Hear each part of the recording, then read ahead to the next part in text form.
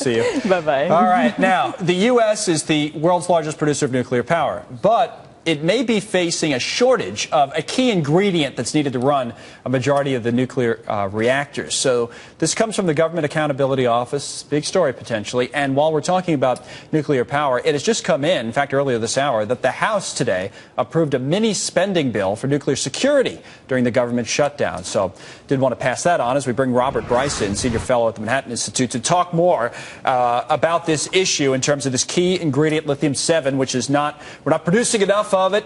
Future of nuclear, Robert, is what? Well, Connell, I think that this potential shortfall of lithium-7 is indicative of a broader decline in U.S. nuclear energy production capability. We're seeing the shutdown of several reactors here in the United States. Yes, we're building 5 more reactors in Georgia, South Carolina, and Tennessee, but those new reactors will barely allow us to just essentially stay in place or tread water with regard to our overall nuclear capability. It's just an ongoing decline in the nuclear supply chain here in the United States. So what are the, quite simply, what are the ramifications of that, in your view?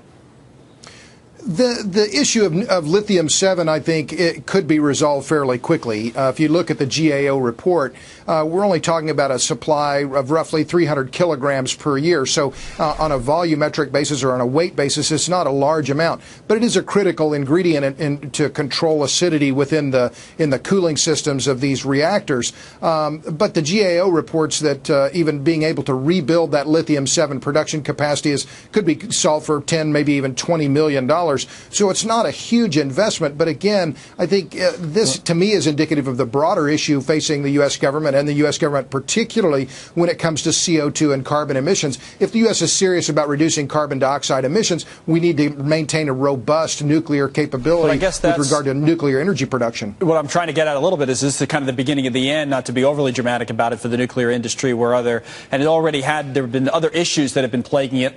I guess natural gas prices being one of them and some other things. And now you add this to the list. Is it big trouble for the industry overall? Well, I don't want to overemphasize that, but clearly the low natural gas prices, Connell, are killing the industry in terms of its ability to build new reactors. Exelon has said they need $8 natural gas in order to justify building new reactors. We're at under $4 right now. Add in lackluster growth in electric demand, high construction costs. All of these things are really conspiring to prevent the construction of nuclear reactors in the United States, aside from the ones I mentioned. Yeah, we've been talking exclusively, as you mentioned, about the United States. What about other countries? It's China or Russia? We had some stats up on both countries a moment ago. Sure. Maybe that helps the industry, or...